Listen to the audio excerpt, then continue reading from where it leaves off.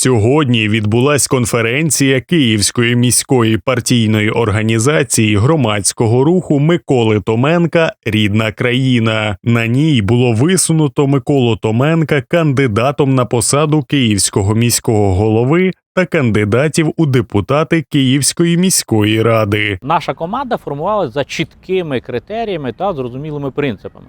Ми підібрали команду всіх тих, хто протягом останніх 10 років активно працював в проєктах рідної країни.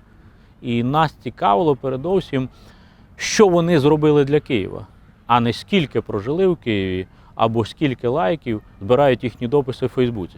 Саме тому в нашій команді немає дружин, дітей або прихованих представників чи родичів олігархічних або сумновідомих забудовницьких груп.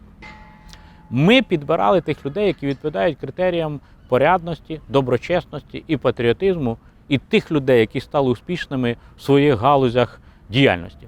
І в наших списках точно немає жодного депутата Київради і жодного представника КМДА.